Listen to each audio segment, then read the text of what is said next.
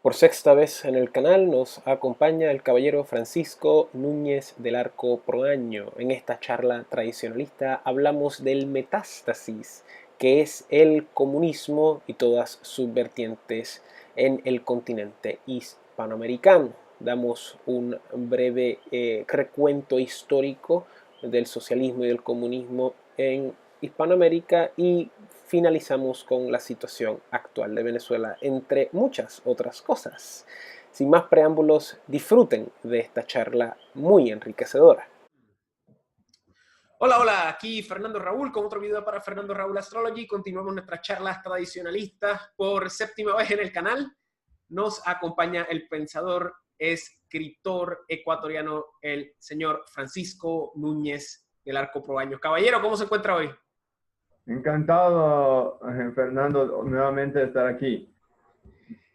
Continuamos esta serie y hoy vamos a hablar, para aquellos que no hayan visto los otros videos, por favor véanlos, este es el séptimo. Obviamente estoy haciendo más videos con otras personas, pero en este episodio vamos a conectar todo lo que hemos discutido y vamos a conectarlo con un asunto muy importante y muy apremiante ahora mismo, ¿verdad? Al momento que estamos grabando esto.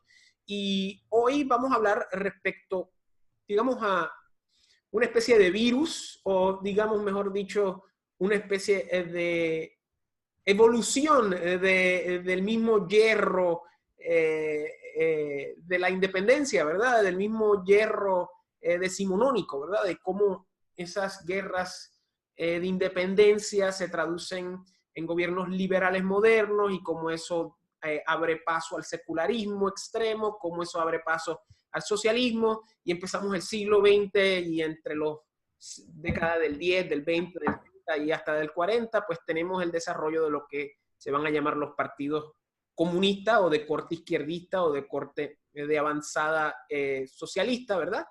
Y luego Claro. vamos a tener el hito cubano que va a subsiguientemente afectar todo el continente. Y por último tocamos el tema del socialismo del siglo XXI. Y lo notorio de este tema es que todos los países de Latinoamérica tienen estos grupos, ¿verdad? Estos grupos van por diferentes nombres y vamos a hablar respecto al comunismo y al socialismo y sus diferentes vertientes en Hispanoamérica durante el siglo XX. Francisco, ¿cómo podemos empezar con este tema para desembocar en pues, la crisis venezolana que tenemos hoy en día? Que eventualmente vamos a hablar de esto al final. Claro. Bueno, como hablamos en el primer vídeo de todo, en la primera charla que tuvimos contigo, o sea, la raíz del mal en Occidente es la Revolución Francesa. Ya Claro, había habido, o sea, la Revolución Francesa por expandir todos estos ideales, el igualitarismo es la base del comunismo, o sea, los liberales siempre se quieren lavar las manos y decir que no tienen nada que ver con el comunismo o el socialismo, pero no es así. En realidad es esa base del pensamiento igualitario, de que todos nacemos libres, iguales, y la igualdad ante la ley, que hace posible que después venga el comunismo y el socialismo y el comunismo. De hecho, o sea, no es algo novedoso, o sea, el marxismo, digamos, es la teoría más elaborada sobre esta visión materialista, igualitaria y secularizada del pensamiento religioso y metafísico de la tradición judio-cristiana, ¿no? Porque al final lo que hace Marx es tomar mucho de ese pensamiento, de esa tradición y lo seculariza, o sea, pasa, y el mismo Marx lo dice, ¿no? O sea, pasa de hablar, ya no es un cielo para todos iguales, hijos de Dios, después de esta vida, ya después de la muerte, sino es aquí la utopía que tiene que hacerse, en fin, todo ese mal, esa ausencia de realidad del pensamiento, toda esa visión utópica, siempre acaba llevando a la distopía, ¿no? En vez de quieren traer el cielo a la tierra, pero acaban trayendo el infierno. Entonces, desde la antigüedad hubo alguna gente que pensó cosas similares, pero nunca había eclosionado de esta manera. Quizá inclusive, no sé, si vamos en tiempos no tan remotos a los nuestros, en la Edad Media, un Joaquín de Fiore, que es un místico italiano, ya había tenido un tipo de pensamiento social que se podría calificar inclusive de socialista, sino de comunista. y bueno, y después, o sea, hay muchos otros casos, pero después de la Revolución Francesa, Podemos citar quizás a Tomás Moro también con Utopía. también, sí, que es muy delicado, porque pues, Tomás Moro escribió Utopía, digamos, como un intento de una función moralizadora, no sé si como una idea de proyectar esto en la política real, ¿no? Claro. Entonces, que después lo hayan... Y si tú lees a Tomás Moro, muchos de los preceptos que hay en la Utopía, o sea, en el libro, se ven hoy en día. Y muchos son también no en el sentido teórico o político, sino en el sentido simbólico. Tú ves muchas cosas en Utopía que se expresan en el socialismo y que se expresan también en la cultura popular americana, ¿verdad? La idea de que únicamente los esclavos iban a usar oro, ¿verdad? Y ahora vemos a todos los raperos y a todas las figuras populares usando oro y Claro. ostentando joyas cuando probablemente no son de estirpe, tú sabes, de clase alta o tienen capital, sino que meramente lo compran con crédito o lo compran para aparentar. Pero disculpa que te interrumpa con esa coyuntura. Sí, sí, claro, lo que quieren es lucir. Claro. La apariencia, no es la época de la apariencia. Y después, bueno, más, o sea, sí, la utopía, de hecho, pues es la palabra que se utiliza bien para definir al socialismo, al comunismo, es lo utópico, porque lo utópico es irrealizable y es nefasto, porque eso es desconocer la realidad humana y no entender lo que es el hombre. Entonces, hay que entender que lamentablemente, nos guste o no, el hombre tiende a lo bajo, tiende a la facilidad, tiende al conformismo, tiende al facilismo, tiende a la ausencia de mérito, tiende a lo peor. Entonces, si se le deja de por sí en una sociedad este tipo de ideal, alguien que lo manifieste como forma de gobierno necesariamente va a acabar en algo nefasto, como el socialismo y el comunismo lo han demostrado a lo largo de la historia.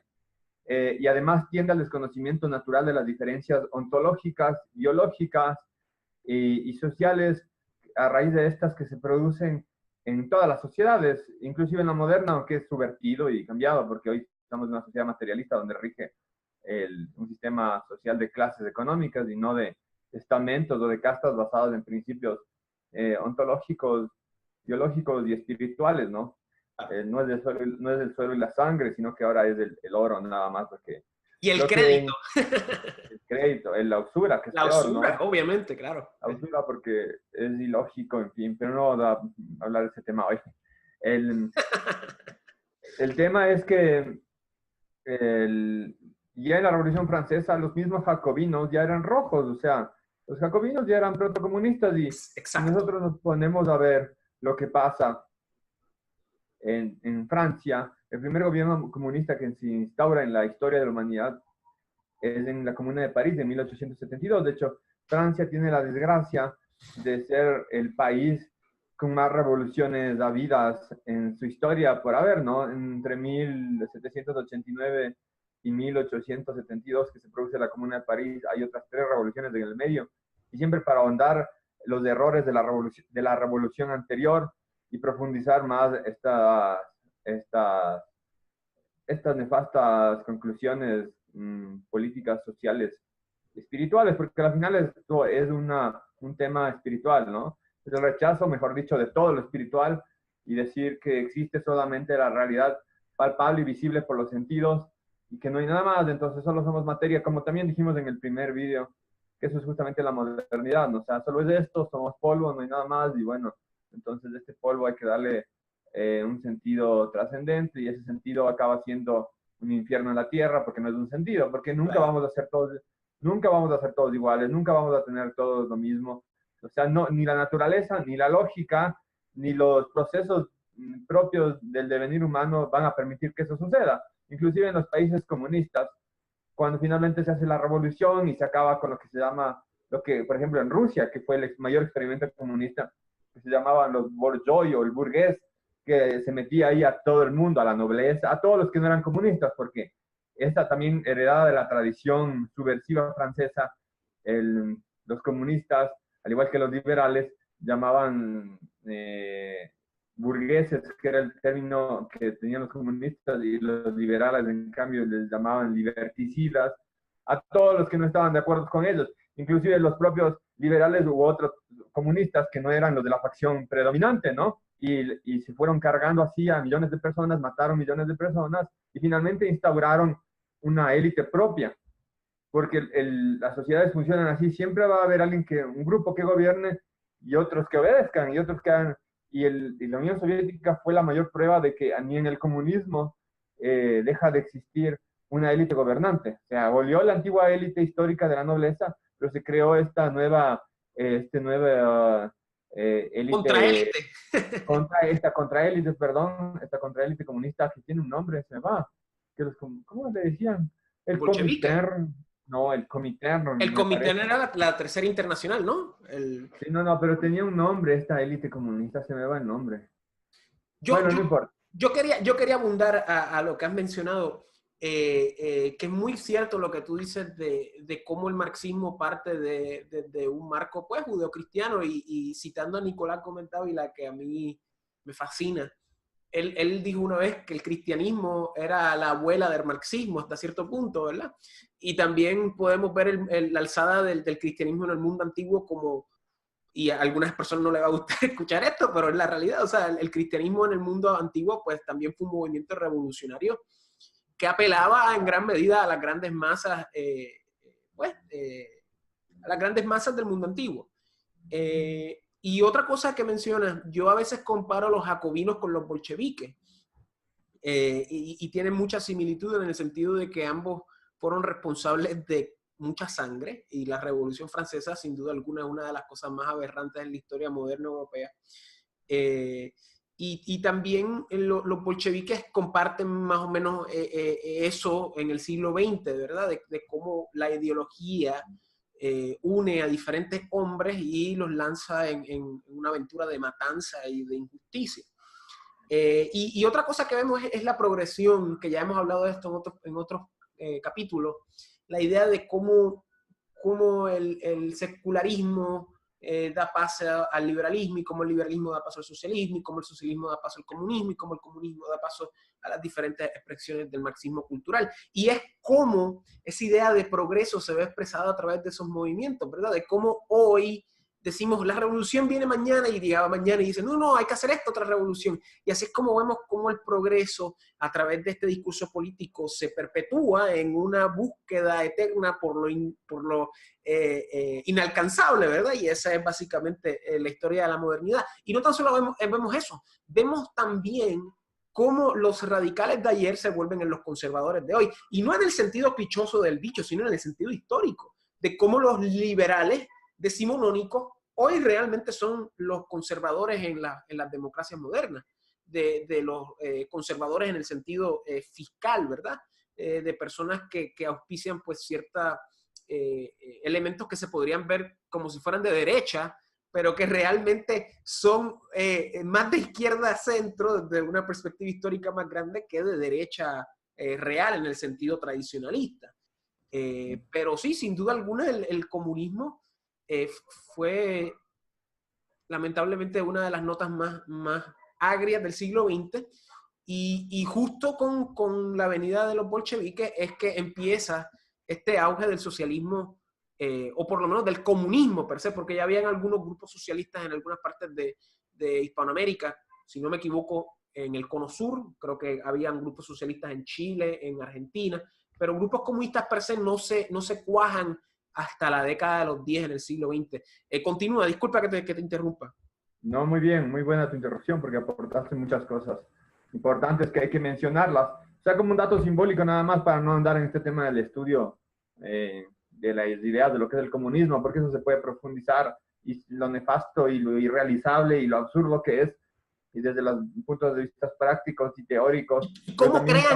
¿Y cómo crean una facsímil moderna? O sea, ¿cómo crean un régimen facsímil moderno al régimen tradicional? Como tú mencionas, se gestan las mismas jerarquías, se gesta una contraélite, y al fin del día lo que tenemos es, tú sabes, una igualdad basada en arrasar todo lo que es diferente, una igualdad basada en los denominadores comunes menores, ¿verdad? Y ahí es que entra la desgracia y la tragedia y la sangre, disculpa.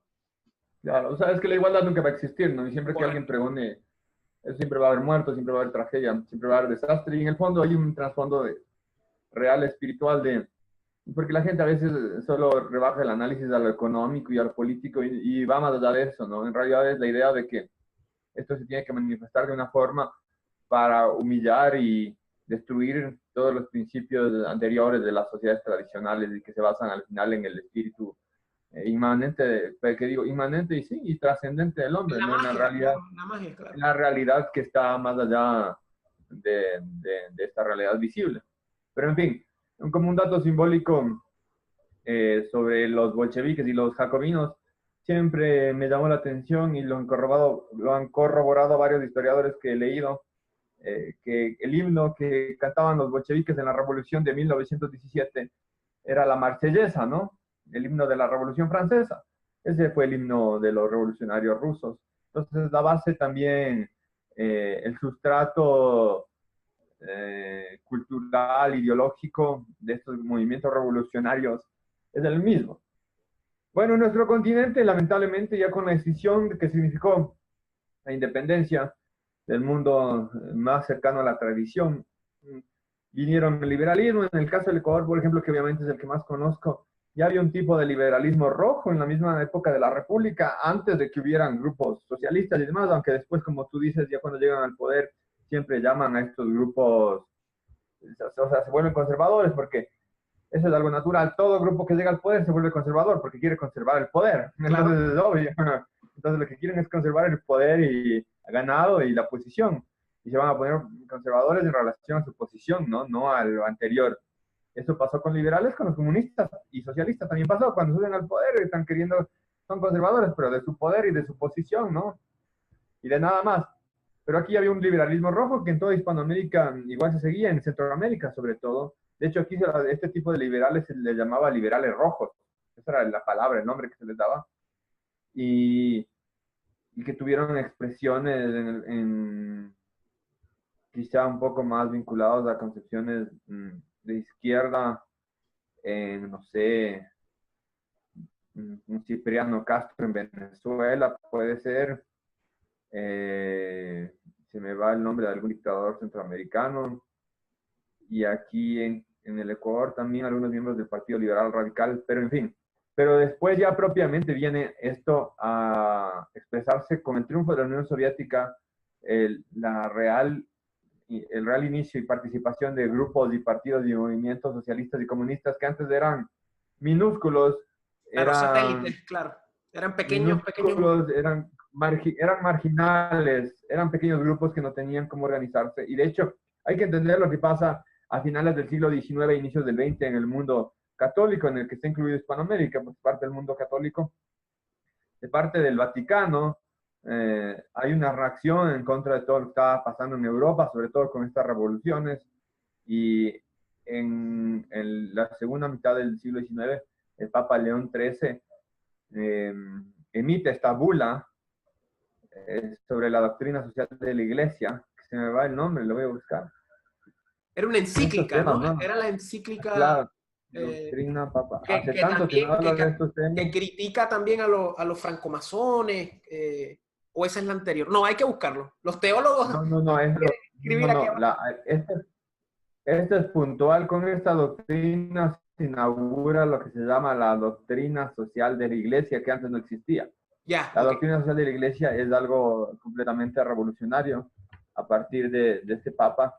Y déjame buscarlo porque el nombre es importante para entender lo que pasa en Hispanoamérica, porque el socialismo y el comunismo no tienen el pegue que tienen en Europa, porque en nuestros países, a diferencia de Europa, eran completamente católicos, a pesar de la independencia y a pesar de las revoluciones liberales y todas estas cosas.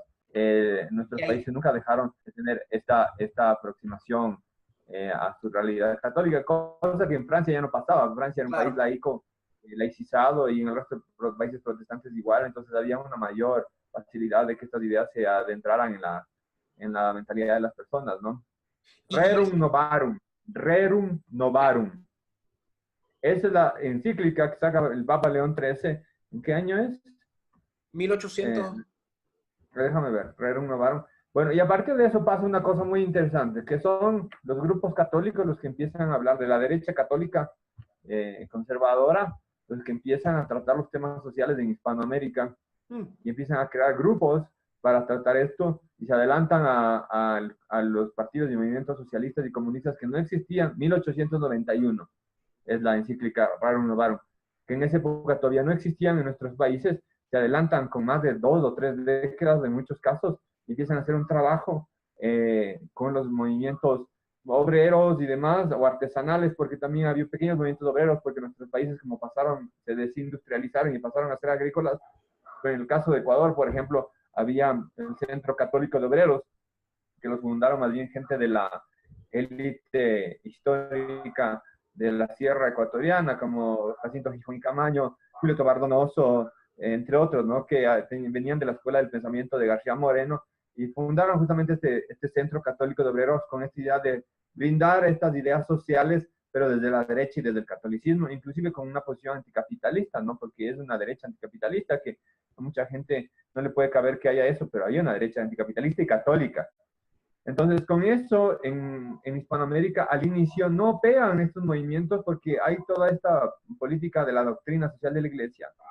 Y como no había tampoco organización ni financiación propia de los pequeños grupos comunistas que ya existían, sobre todo en países como Argentina y Brasil, que tienen una gran migración europea en el siglo, finales del 19, inicios del 20, entonces llegan muchos anarquistas y comunistas desde Europa y con sus ideas tratan de organizarse, pero no tenían los medios. Entonces en Argentina y Brasil se va a ver más esta presencia, pero tampoco organizada lo suficiente como para poder armarse un partido, ni con los medios suficientes, y entonces empiezan a actuar de forma violenta, con atentados, el famoso atentado contra este policía Falcón, que se me va el nombre, que hace poco una feminista quiso atentar en el cementerio de la Recoleta en Buenos Aires contra la tumba de Falcón, porque era un símbolo como que de la autoridad, y ellos querían nuevamente hacer esto, y le explotó la bomba en las manos y se desfiguró a esta chica, ¿no? Interesante el simbolismo de eso. Y en Brasil también hay como que más organización, pero sobre todo por la migración europea, porque la población aquí americana no era muy afecta a esas ideas, y los pequeños grupos más intelectuales más bien provenían de la clase alta. Curiosamente, los primeros movimientos socialistas vienen de miembros de la clase alta, porque bueno, es obvio, de la clase... Bueno, es usualmente gente, es así. Usualmente. Es la gente que lee, Claro. es la gente que viaja, es la gente que estudia, es la gente que sabe, ¿no? Entonces, acá el Partido Socialista lo fundó un latifundista y miembro de una oligárquica, Manuel Larrea y Gijón, me parece, o Carrión, no me acuerdo, no, Gijón creo que era el otro apellido. Entonces, igual, no sé, otro, el coronel Juan Manuel Lazo también decía que era socialista, pero era también como que por moda. Pero la verdad es que ellos tuvieron responsabilidad social en abrir estos movimientos, porque al ser gente de una clase superior, social y económicamente hablando, también dieron como que legitimaron esto que existiera de una forma más aceptada en las sociedades que de otra manera no se hubieran dado. Entonces, había unos miembros de la élite también histórica, social, económica, un poco intelectual, que trataban desde la derecha católica de captar esto, y desde el otro lado también había otros que en cambio querían ya abrir el socialismo. Y viene la revolución de Rusia de 1917. Entonces, entre la revolución y la pacificación de Rusia, la guerra civil que dura hasta 1921, y ya el establecimiento total de la Unión Soviética, que será a mediados de la década del 20, ya sin problemas ni nada, ya pudieron matar 15 millones de personas tranquilamente hasta el inicio de la Segunda Guerra Mundial, que eso es lo que también no se cuenta. De esos genocidios nadie habla. Entonces ya hubo esa organización, y ya desde América y otras partes del mundo, al haber por primera vez un Estado comunista con recursos para poder financiar y la revolución mundial, porque ellos lo que quieren es la revolución mundial.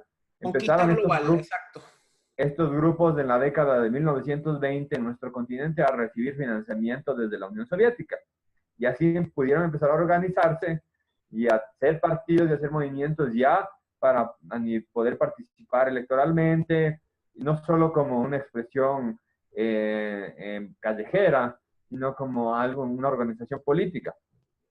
Eso fue igual, o sea, si uno analiza los surgimientos de los partidos comunistas, la mayoría de los partidos comunistas, como el del Ecuador, surgen en la década del 20. Correcto. Y es bajo esta esfera, ¿no? Y por un interés de la revolución mundial. Revolución Mundial, porque a la final la Unión Soviética, yo siempre me acordaré cuando estaba haciendo investigación para mi libro El Ecuador y la Alemania nazi, que había un oficio del encargado de negocios del Ecuador en Berlín en la década del 30, me parece que es del año 37 o 38 este documento, no me acuerdo, que tenían algún tema que tratar con la Unión Soviética por un tema urgente de algún ecuatoriano, me parece que estaba en territorio de la Unión Soviética, y nosotros no teníamos relaciones diplomáticas con la Unión Soviética. Las relaciones diplomáticas con la Unión Soviética las abrimos después de la Segunda Guerra Mundial. No establecimos relaciones con ellos nunca antes de eso. Y entonces, a través del agregado del encargado de negocios del Ecuador en Berlín, se comunicó con la embajada de la Unión Soviética en Berlín para tratar sobre este tema. Y la embajada de la Unión Soviética al encargado de negocios del Ecuador le respondió que la Unión Soviética no sabía qué era el Ecuador. Entonces, que no podían ayudarle porque ni siquiera reconocía que existía un país que se llamaba así. Y los soviéticos trataban de esa manera. O sea, ese era el nivel de prepotencia y de estupidez de los soviéticos, ¿no? Que esas cosas es importante mencionarlas porque pasan de lo anecdótico a lo esencial de la forma de ser de la gente que estaba gobernando la Unión Soviética, comparando, por ejemplo, con el mismo caso alemán. En cambio, Alemania no solo que sabía que existíamos, sino que hasta nos homenajeaban, ¿no? Claro. Entonces, son realidad. ¿Por qué? Porque al comunista no le interesaba el país, o no, lo que le interesaba era la revolución mundial. La revolución, el caos, claro. Por eso financiaban a estos movimientos. Y acá se organizaron bien. En el caso ecuatoriano, llegaron inclusive a formar el gobierno en 1944, cuando viene la revolución que se le llama Gloriosa, que es una revuelta en contra de un expresidente, Alberto Arroyo del Río. Por una serie de situaciones se lo echa del poder y viene Velasco Ibarra, que es un gran caudillo populista ecuatoriano de la mitad desde la década del 30 hasta el 70 en el Ecuador. Fue la figura política principal del país, y en esa coalición por primera vez entran los comunistas. Porque nunca en esa coalición por primera vez entran los comunistas, y después en ese gobierno y otros, Velasco Ibarra y otros presidentes tienen que empezar a negociar con los comunistas porque empiezan a tener un respaldo popular, y para que no haya revolución, entonces les ceden cargos en el gobierno, les dan ministerios, les dan instituciones, y así de a poco, por ejemplo, se fueron tomando la educación. Se tomaron el Ministerio de Educación, se tomaron la cultura, porque en cambio la gente de la derecha liberal, de derecha entre comillas, se entendió por completo de eso, y era como una negociación política, y se le entregaba esas partes del Estado y de las instituciones del país para que ellos tuvieran eso y no molestaran con la otra parte económica, que era lo que más les preocupaba a las contraélites oligárquicas ecuatorianas, hacer plata y nada más, como judíos. Y a la final ese fue un error funesto, porque esta gente nunca logró llegar al poder desde esa época directamente, pero adoctrinó y educó desde la década de los 50 en adelante a través del sistema de educación a generaciones y generaciones y generaciones y generaciones de ecuatorianos que se criaron con estupideces terribles en la cabeza, ¿no? Como la leyenda negra que ya hemos hablado, diferentes tipos de indoctrinamiento. Pero no solo la leyenda negra, o sea, en algunos casos, en la educación pública al menos ya era directamente comunismo lo que les enseñaban, ¿no? O sea, bueno, hubiera sido que al menos solo fuera leyenda negra, o sea, directamente esto era adoctrinamiento comunista. Y es hasta el día de hoy así. Y esa gente fue haciendo este trabajo de zapa por décadas, hasta que en el caso ecuatoriano se formaron pequeños grupos guerrilleros en los 80s, no con los mismos bríos y la misma valentía de los grupos guerrilleros colombianos o de los grupos guerrilleros argentinos, no que eran unos niñitos de choros rebeldes que quisieron armarse y cometieron una serie de desmanes, pero nunca pudieron llegar al poder. Claro. Finalmente llega al Ecuador el socialismo como tal con Correa en el año 2007, ¿no? Con Alianza País. Eso en el proceso ecuatoriano, en el proceso que también ha sido nefasto, por cierto, el correísmo, ¿no? En el proceso sudamericano, en cambio, hubo países donde fue más agresiva la situación.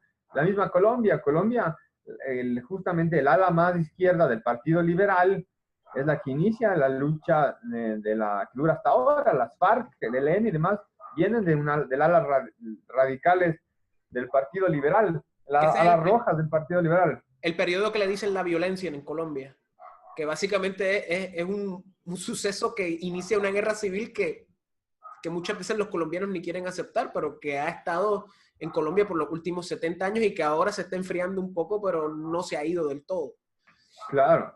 Después en Perú está Mariátegui. En Claro. Perú también, digamos, igual que en Ecuador pasa que también hay el senderismo, pero también hay una facción del ejército que toma ideas de izquierda y pasma que haya un movimiento revolucionario. Por ejemplo, en el caso peruano viene Velasco Alvarado, que más bien es un gobierno de izquierda, bastante izquierda, socialista, que produce igual una serie de problemas y de errores en Perú, como la reforma agraria y otras cosas, que la reforma agraria, lo increíble que al igual que la reforma agraria aquí en el Ecuador, que más bien lo hizo una dictadura de derecha, no de izquierda, siempre acaba siendo nefasta porque aunque se pretenda supuestamente redistribuir la riqueza y demás, acaba afectando a los más pobres y aparte a los legítimos propietarios muchas veces de las tierras y acaba acabando con las últimas estructuras tradicionales que existían en el espacio rural de nuestros países. En fin. Después viene el Sendero Luminoso, ya después este gobierno no es suficiente y el Perú tiene un estado de guerra también interna por la extrema izquierda que Fujimori lo termina. Porque correcto. Si Fujimori no ponía mano dura, el Sendero Luminoso y el otro grupo, ¿cómo se llama? El otro grupo, porque eran dos. El MRTA, el Movimiento Revolucionario Tupac Amaru. Se hubieran tomado, sí, el MRTA es peruano. Se hubieran tomado el poder y hubieran hecho una república bolchevique en Perú. Después, en el caso chileno, ahí también hay una izquierda, sí, el MRTA. Estoy bien, el Movimiento Revolucionario de Tupac Amaru, que eran la otra guerrilla fuerte de izquierda. El caso de Chile tiene el Frente Popular, que obviamente conocemos la historia. El caso de Chile, me parece que Chile es un país que tuvo mayor acceso a la educación, a diferencia de los países andinos como Ecuador y Colombia y Perú, entre las clases más populares, lo que permitió una educación, o sea, un adoctrinamiento, mejor dicho, más educación, lo que permitió que se organizaran desde antes movimientos de intelectuales de izquierda que no ves en la región hasta décadas después. Y que lo que permite que el Frente Popular después le lleve al gobierno a Salvador Allende, ¿no? Y que Salvador Allende también a pasos agigantados estaba llevando la situación de Chile a una bolchevización total. Correcto. Porque ni siquiera Chávez en Sudamérica hizo tan rápido lo que estaba haciendo, ¿cómo es? Y Cuba aprendió de esa experiencia. Ya vamos a hablar de Cuba. Cuba es otro tema aparte que hay que entenderlo, hay que hablarlo por completo distinto. Hablemos rápido de Sudamérica y después hablamos de Cuba. Dale. Porque parte de la situación en Chile se debió a la infiltración cubana y cómo los cubanos asistieron al gobierno chileno del Frente Popular durante esos años, o sea, durante el 73. Bueno, ya está. El problema es hasta ahora, porque atrás del gobierno de Castro, atrás del gobierno de Chávez está Cuba. Correcto. Y hasta ahora hay gente, pero ya vamos a hablar de eso.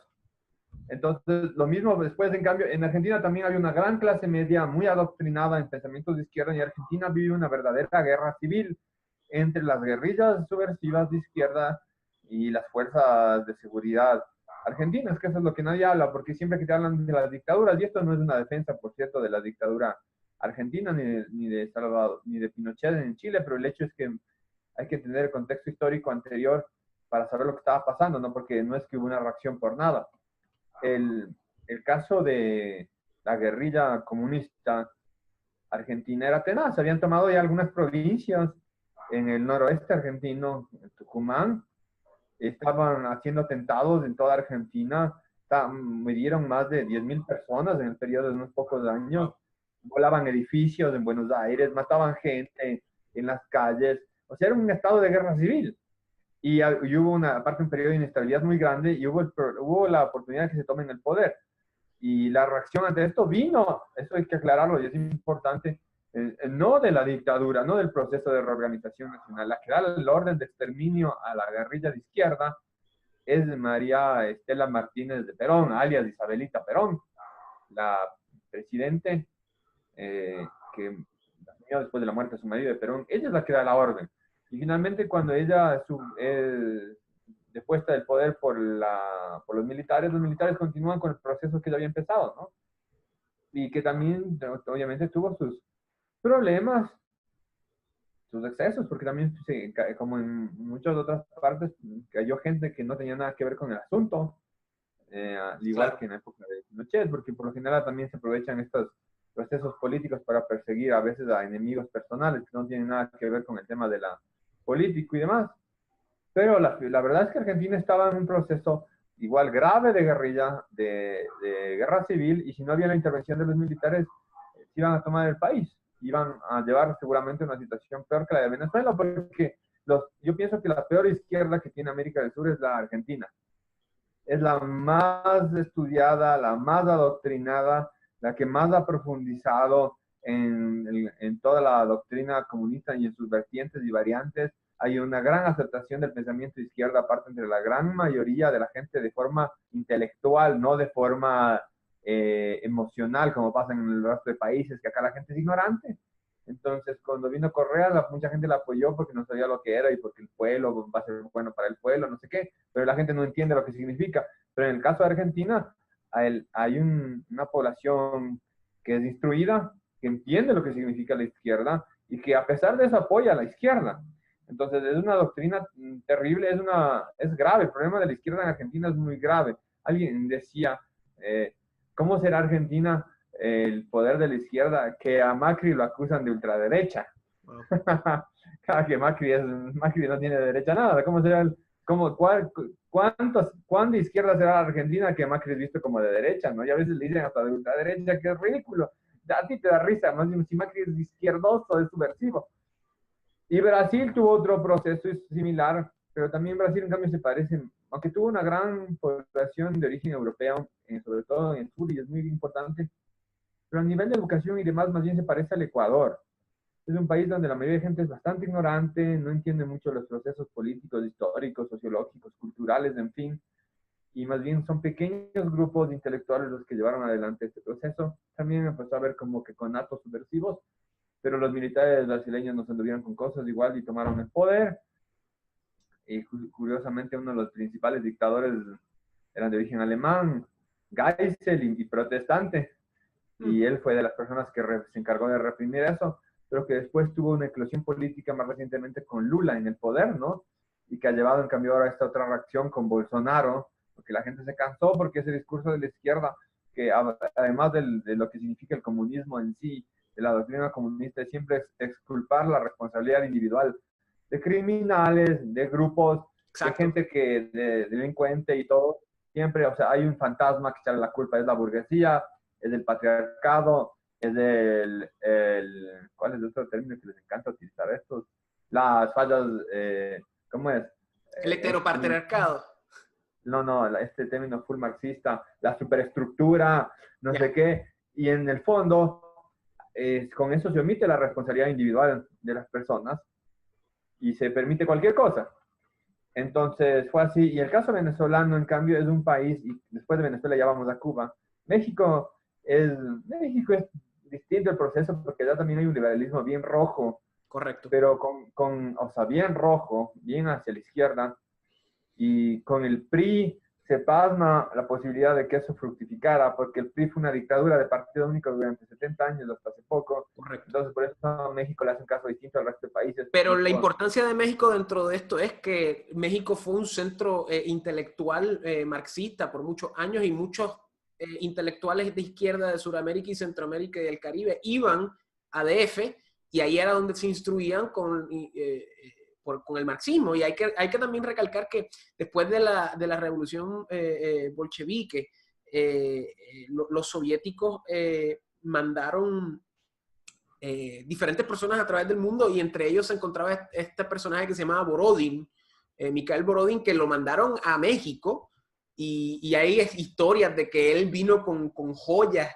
de los zares, y él junto a un hindú que se llamaba Mavanendra Nath Roy, creo que era, fundaron el Partido Comunista Mexicano.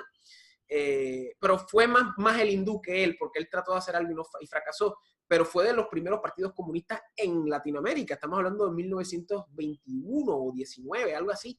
Y todos sabemos que las universidades, especialmente la UNAM en DF, es un nido de socialistas. O sea, los cubanos en el exilio estaban ahí antes de la revolución en Cuba. Y vemos también, como tú mencionas, correctamente, y esto hay que recalcar que es importante, que las personas no entienden esto cuando hablamos del comunismo, como tú mencionaste por encima. O sea, el comunismo está decidido en una conquista global. O sea, no se trata de emancipar a las masas, no se trata de educar a las personas, se trata de conquista global. Se trata de homogeneizar el planeta, de secularizarlo completamente y erradicar todo vestigio del viejo orden, de la espiritualidad, de la individualidad y de la libertad humana real, ¿verdad? Y hay que recalcar que los bolcheviques en Rusia, en su gran mayoría, eran compuestos por una minoría hebrea. O sea, creo que sobre el 70% de los bolcheviques eran judíos, que no representaban. Sí. Eso es como si ahora en el Ecuador hay un grupo político que toma el control y son en su gran mayoría, que yo sé, digamos hindúes, ¿verdad? Que no representan a la mayor parte de la población. Lo mismo se podría decir de Puerto Rico. O sea, de hecho, hay un estudio, perdón que te interrumpa antes de olvidarme, yo estaba buscando el libro ahora que llegué al apuro a mi casa para variar, pero no lo encontré, está en algún lado, de un historiador judío, argentino, académico, de apellido Kersfeld. Y él comprueba que cómo la mayoría de partidos comunistas de Latinoamérica fueron fundados por judíos, fundados por judíos soviéticos, ¿no? Claro. O sea, él lo hace, y es comunista el que lo escribe, es de ultraizquierda, pero él lo hace como como para sacar pecho del hecho de que... El orgullo, claro, el orgullo hebreo. De que los comunistas, los partidos comunistas en Latinoamérica, la mayoría, hayan sido influenciados o fundados por judíos rusos. Y él lo comprueba ahí con documentos de la Unión Soviética y todo. Ese libro yo lo sugiero, o sea, es raro, yo lo encontré aquí en una librería en Quito porque este señor fue asesor de Correa y del actual presidente Lenín Moreno. Veo. Y daba clases aquí en una universidad del estado. Y fui a esa biblioteca de esta universidad del estado, porque siempre me meto a las librerías a ver qué hay, por lo que en general siempre hay porquerías, pero a veces encuentras libros raros como este. Y este libro es un documento importantísimo, ¿no? Porque, o sea, no es un libro de alguien que esté en contra de los judíos o que tenga posiciones en relación a eso, sino es un judío de izquierda que saca pecho y tiene orgullo de que haya pasado así, ¿no? Claro. Y lo muestra documentadamente, no solo en la Unión Soviética, o sea, acá la influencia en Latinoamérica. Este libro es sobre la historia de los judíos en los movimientos y partidos comunistas en Latinoamérica y cómo lo fundaron y influenciaron eso. Entonces es fundamental. Por ejemplo, en los países más grandes de Sudamérica y México, los fundadores directamente eran judíos. Entonces es terrible este entendimiento de estas cosas, porque también la corrección política hoy en día, lamentablemente, por ejemplo, nos dice que hay gente que está más allá de la crítica y uno de esos son los judíos, claro. O las feministas, claro. o los progres, no están, o sea, y eso es pésimo porque eso está en contra de la libertad, eso es un totalitarismo, de la libertad de pensamiento, de expresión, de acción, de reflexión, de todo. Entonces, eso es algo, un tabú que se tiene que romper, porque eso es un tabú que simplemente, no, o sea, si alguien es judío, entonces vos no puedes criticar ni decir nada porque ya eres enseguida eres algo negativo, eres antijudío, eres antisemita, lo que sea, y bajo este escudo de ser tal o cual cosa, no se puede decir las cosas y las verdades y lo que pasa, y que los mismos judíos lo dicen, como en el caso de este libro. Y lo mismo no solo con judíos, con cualquier otro grupo, que ahora la corrección política no te deja criticar. El feminismo, por ejemplo, que el feminismo es parte de la dictadura de la corrección política y a la final es parte también de todo este movimiento subversivo, de lo que se le ha dado a llamar el marxismo cultural. Entonces, es terrible porque hasta tienes métodos de coacción, como pasó hoy con mi Facebook, que me clausuraron la cuenta 30 días, porque saben que es un medio de divulgación y de concentración de personas y de ideas. Bienvenido al club, bienvenido al club. Como dicen en inglés, you got sucked, de Zuckerberg. Sí. A mí ya este es mi tercer o cuarto perfil de Facebook. Wow, entonces, a mí me han bloqueado como 3 o 4 veces, pero bueno, es parte de... A mí me han cerrado, yo tenía un Facebook desde el 2009, creo. Sí. Y me han cerrado continuamente. El último fue en el 2013, cuando tuve la bronca por mi libro El Ecuador y la Alemania nazi. Entonces yo creo que es el cuarto Facebook, que espero que no me cierren porque es un lío comenzar de nuevo. Pero en fin. Claro. Y yo quería mencionar algo más también, que es muy importante ver este desarrollo histórico desde que los soviéticos toman control de la Rusia y cómo, como un concepto de Gramsci que se llama la larga marcha, ¿verdad? De cómo utilizando ya los recursos, porque hay que recordar, el zar... O sea, uno de los crímenes más grandes de la historia es el asesinato vil de la familia Romanov en Rusia y cómo los bolcheviques tomaron esa fortuna de esa familia, porque la fortuna Romanov era una fortuna increíble y a la misma vez toman control de uno de los países más grandes del planeta Tierra. O sea, y cómo esos recursos van directa e indirectamente a través de todo el planeta, específicamente Europa, obviamente, pero también parte de América y subsiguientemente las zonas periferales que son Asia, pues, y también Latinoamérica, ¿verdad?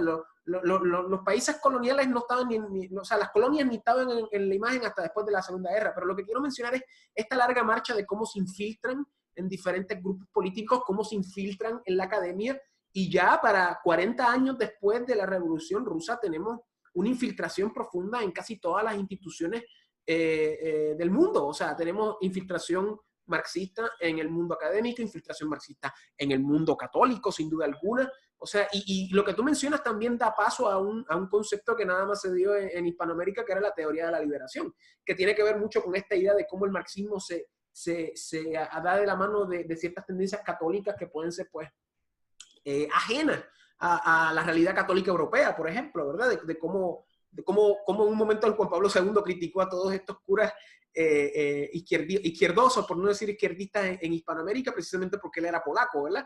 Pero claro, vemos esta larga marcha y ya vemos cómo después de la guerra se intensifica aún más, ¿verdad? Si estaban infiltrados, se intensifica aún más y entramos ahora con el caso, pues, el virus que ha, pues, plagado a América Latina, América hispánica, mejor dicho, por los últimos casi 70 años, que es el caso de Cuba. O sea, claro, el problema, bueno, antes de continuar con eso, hay que entender que el pensamiento de izquierda, primero liberal y después el de izquierda, se ha normalizado tanto en nuestro continente que la gente, por inercia mental, piensan de formas de izquierda automática. O no tan solo eso, Francisco. Aunque no se consideren de izquierda. Correcto. Y no tan solo eso, sino que sucede este fenómeno académico muy interesante de que las personas piensan que ser culto, ser inteligente, ser conocedor, es acaparar ese pensamiento izquierdoso, ¿verdad? Se ha hecho un cortocircuito, claro, inimaginable, en el sentido de que yo me educo en la universidad, en la escuela, pero entonces ya la escuela y la universidad son instituciones de lavado de cerebro, son instituciones hegemónicas de la izquierda. O sea, están reproduciendo lo que se considera conocimiento y sabiduría y academia, pero realmente es pura izquierda, ¿verdad? Y entonces se crea... Es adoctrinamiento, no es educación. Correcto. Es como un hijacking, es como un rapto total de los paradigmas académicos. O sea, especialmente en las humanidades y en los estudios sociales. O sea, vemos cómo el ser inteligente es ser marxista en Hispanoamérica. Especialmente con la cultura intelectual que mencionas del Cono Sur, ¿verdad? Específicamente los argentinos, y yo podría añadir a los uruguayos también. O sea, de cómo ser culto, ser conocedor, es repetir basofia y propaganda izquierdista, ¿verdad? Las venas abiertas de Latinoamérica, hablar de las dictaduras como si fueran, tú sabes, las cosas más horribles del mundo. Tampoco la estamos defendiendo, pero hay que recalcar que esto sucedió en un momento histórico por unas razones. Tú sabes, alabar el Foro de Sao Paulo como si fuera lo más grande, ¿verdad? Alabar tendencias izquierdistas, progresivas, como si fuera lo más grande, porque cuando realmente es lavado de cerebro. Y entonces se crea esta dicotomía cuando personas como tú y como yo y como muchos otros que están en la periferia, ¿verdad? Que son satélites, que no necesariamente pueden desenvolverse en el mundo académico porque no pueden, punto. Son anatema a ese tipo de pensamiento izquierdoso. Y tenemos esta dicotomía y tenemos esta dificultad y esta dura situación donde ya la academia está perdida. Y lleva perdida principalmente desde mediados del siglo XX, para ser específicos. Continúe y disculpa. No solo que está perdida, sino que es la causante de lo que está pasando, claro, ahora en el continente y en el mundo, ¿no? Entonces, el problema es que este pensamiento se ha normalizado. Correcto. Y la gente ve como natural un montón de cosas que no son naturales, ¿no? O sea, por ejemplo, esta concepción igualitaria, todos somos iguales, que eso ya partió del liberalismo en adelante y la izquierda lo andó más. Bueno, que el liberalismo es de izquierda también. Esta idea de que el papá Estado te tiene que resolver todo, que es el Estado el que te tiene que proporcionar absolutamente todo, la educación, la salud, no sé, eso es una idea como de izquierda, ¿no? Más bien es terrible. Es idea también de que el asistencialismo, el paternalismo, y es idea también de la laicidad, de que solo hay esto y que lo máximo que pueda haber es esto, ¿no? Entonces, todo es un pensamiento de izquierda normalizado y que si a la gente le quieres explicar que eso no es natural, que no es orgánico, que no es racional, que no es ni lógico, no lo entienden y se cierran y se enojan y en fin, ¿no?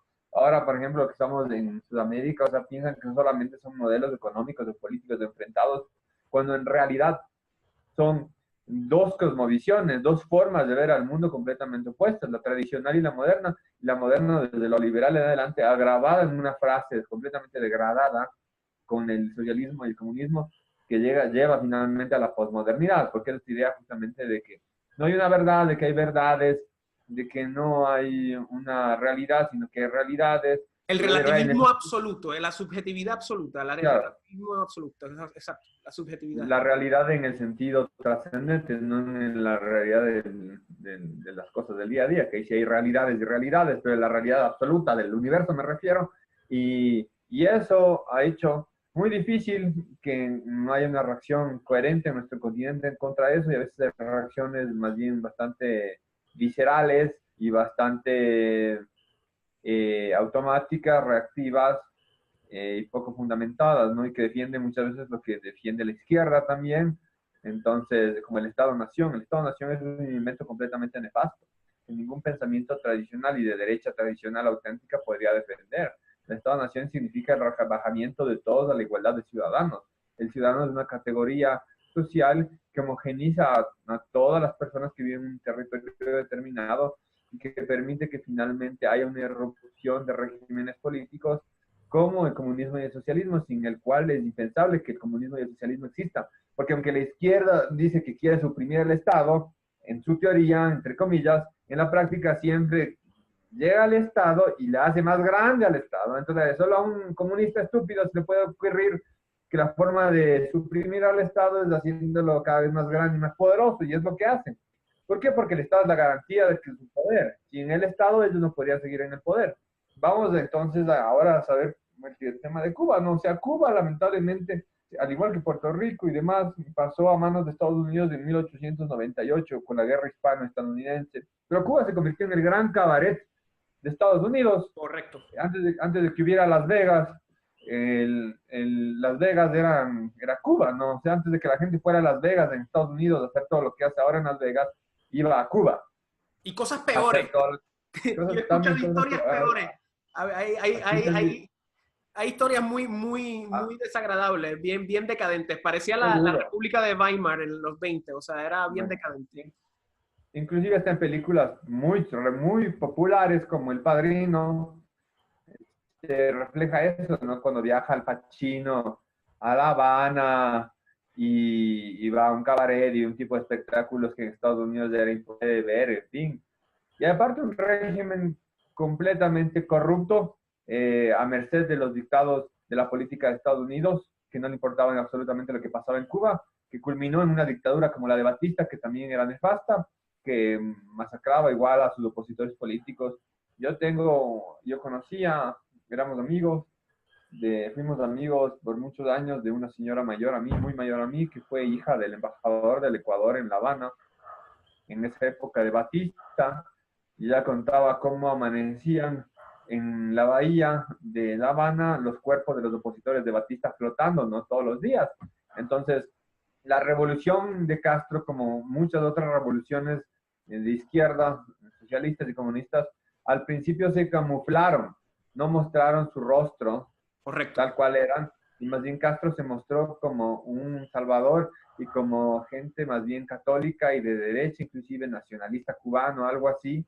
Bajó de Sierra Maestra con un rosario sobre la camisa, y la gente le apoyó porque también estaba harto de lo que estaba pasando en Cuba, ¿no? O sea, la degradación total a la que había llegado en muchos sentidos, y una falsa independencia, por cierto, que es lo que lleva finalmente a la degradación, porque Cuba era la prostituta de Estados Unidos, eso es lo que era.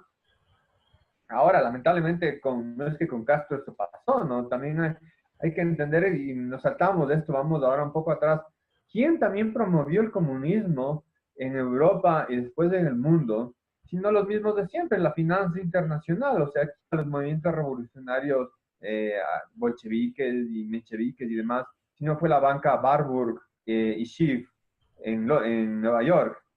Y en Europa, inclusive hasta monarcas como Guillermo II, cavó la propia tumba de la monarquía alemana cuando le dio plata y hasta un tren para que Lenin llegue a hacer una revolución en Rusia en contra inclusive de su propia sangre, porque el zar Nicolás II era de la realeza europea, de la realeza germana, que compartía parentesco propio y también político, o como se diría en términos técnicos, agnático. Y Eran nietos de Victoria de Inglaterra, o sea, eran claro, todos... entonces se fue en contra de su propia sangre por un tema de rivalidad nacional, ¿no? Que eso es gravísimo. Y propiciaron que esta gente triunfe. Yo leí hace poco, ahora que estuve en Estados Unidos, una historia de cómo el mismo presidente de Estados Unidos de la época de la Revolución Rusa, Woodrow Wilson, cuando se enteró del derrocamiento del zar, de la Revolución Rusa y, y de lo que estaba pasando en Rusia, de la Revolución Comunista, Woodrow más había recibido en la historia de la vida que para la humanidad es de las mejores cosas que podría haber pasado. Entonces ahí vemos qué frágil es la división entre el pensamiento liberal y el comunismo, ¿no? Porque esta gente, Woodrow Wilson, después se metió inclusive en una guerra, en la guerra civil rusa, o sea, bueno, no, al final, por intereses y también cuando ya vieron lo que estaba en juego en realidad pasando en Rusia, pero él apoyó con sus palabras la revolución rusa y apoyó el derrocamiento de la monarquía y dijo que eran los acontecimientos más importantes que la humanidad había vivido, ¿no? O sea, él le vio como un paso hacia el progreso la revolución comunista rusa. Y eso lo dijo Woodrow Wilson, presidente de Estados Unidos, no lo dijo Rosa Luxemburgo en Alemania. Esto es lo que hay que entender, lo grave que significa estas cosas. Más bien Rosa Luxemburgo era muy crítica de los alemanes, porque los alemanes nunca tuvieron un pensamiento completamente de izquierda, porque antes de la ideología para los alemanes siempre estaba Alemania. Hay muchos panfletos de Rosa Luxemburgo acusando a los alemanes de que nunca van a ser comunistas porque son vendidos, esclavos, no sé qué, bueno, la típica palabrería comunista. Y eso es lo que se tiene que entender. ¿Quién permitió que esto sucediera en el mundo? Lo mismo pasa con Cuba. Estados Unidos está a 90 kilómetros de Cuba. ¿Por qué Estados Unidos nunca se metió en Cuba a arreglar las cosas? Pudo haberse metido. Es verdad que después ya estuvo la Unión Soviética y demás, pero al principio, si en verdad le hubiera interesado lo que pasaba en su patio trasero, como los gringos nos tienen a nosotros, no hubiera permitido que pasó, porque la responsabilidad no solo es por acción, también es por omisión. Y hasta ahora lo tienen acá, estoy al frente, y después de todo tienen Guantánamo, la base de Guantánamo en Cuba, y nunca tuvieron problemas con el régimen cubano por esas cosas. Ahí son cara y sello de la misma moneda. Y Castro Castro se aprovechó de eso para medrar la situación continental porque se volvió satélite de la Unión Soviética en el continente. O sea, el servicio de inteligencia ruso fue el que entrenó al servicio de inteligencia cubano, o sea, antes de que hubiera el paso hacia la mano suave, porque hasta la época de Khrushchev era mano dura completamente en la Unión Soviética. Y fue esos hombres de esa época del servicio de inteligencia soviético, de esa época los que entrenaron a los cubanos de su momento. Y la inteligencia cubana hasta el día de hoy utiliza las tácticas soviéticas de inteligencia para hacer todas sus estrategias, no solo en Cuba, sino en el continente. Y tengo que recalcar, como tú mencionaste bien, esa línea nebulosa entre la finanza internacional y el comunismo. También se dio cierta nubosidad entre lo que era la prensa americana y el movimiento cubano antes de que la revolución triunfara en el 59. O sea, hay que recalcar que Fidel fue una figura muy ambigua ante los servicios de inteligencia. Raúl Castro estaba ligado a la KGB y eso se sabe desde el comienzo de la revolución. Y Fidel Castro tenía conexiones en Nueva York con ciertos elementos de la prensa neoyorquina, que obviamente pues pertenecen a una minoría que todos nosotros ya hemos hablado al respecto en este video. Y en la prensa americana se elogiaba a Fidel Castro antes de tomar el poder, se le elogiaba como un héroe de la gente, se le elogiaba como un revolucionario, y llegó el momento de tomar el poder y hubo un momento inicial donde no se sabía si era comunista o no, pero eventualmente se volvió comunista y ese era el plan inicial, ¿verdad? Y dentro de esa revolución tenemos figuras esperpentos como el Che Guevara, que obviamente lamentablemente es un ícono para muchas personas incautas, pero que realmente era una persona muy pues, tergiversada, una persona con problemas emocionales profundos y una Nefasta. persona nefasta, sin duda alguna. Y hay que recalcar también, como tú mencionas, y esto es muy interesante para tocar el tema de Venezuela, el servicio secreto cubano es el mejor servicio secreto de Hispanoamérica, ¿okay? Y fue creado por los rusos, y su éxito no yace únicamente en el entrenamiento bolchevique, sino que yace también en el elemento mágico que hay en Cuba. Y esto es un paréntesis que es muy importante que muchos académicos nos recalcan, ¿verdad?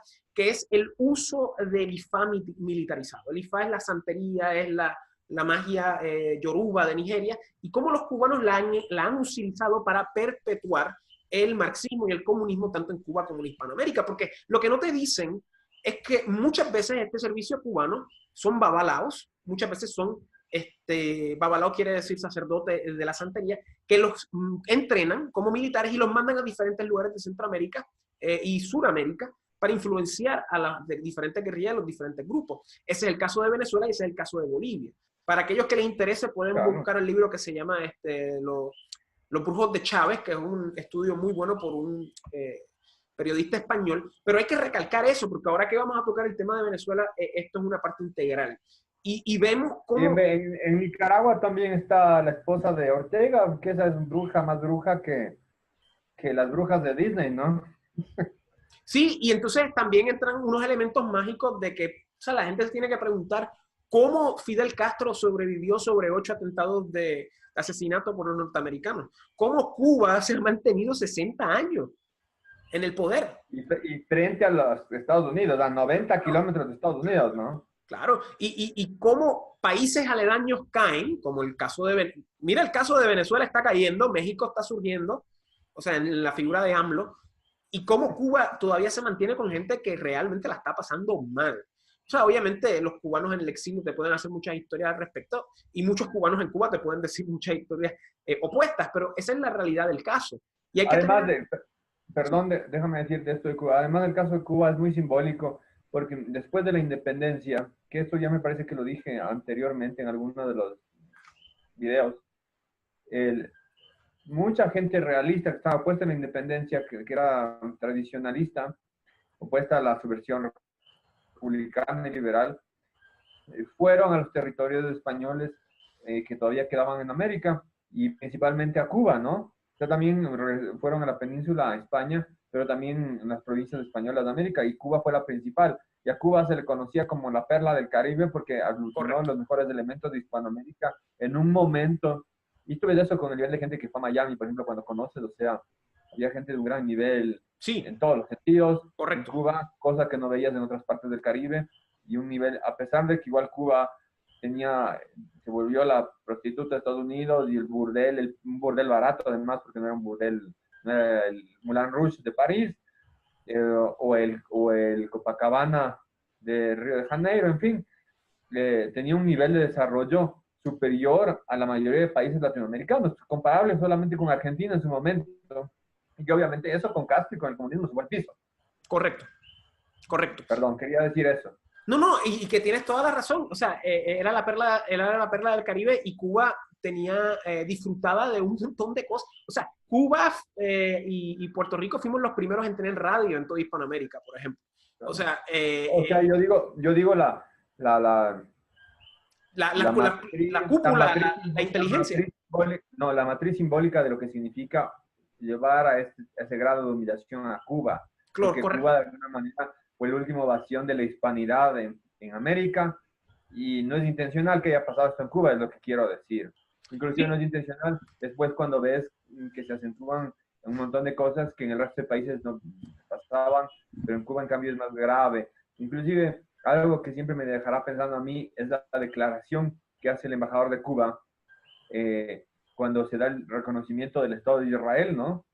Y en el continente, el único país que no ha reconocido a Israel, y con todas las razones jurídicas del caso, y el discurso increíble del embajador cubano en esa época en la ONU, fue Cuba. Cuba, cuando se discutió eso a nivel de Naciones Unidas, Cuba no reconoció y tuvo la entereza de un país pequeño, porque es un país pequeño, y de no tener el respaldo de absolutamente nadie en el continente, de ninguna forma, mantener su tesis y su posición diplomática, y votar en contra de la fundación del Estado de Israel.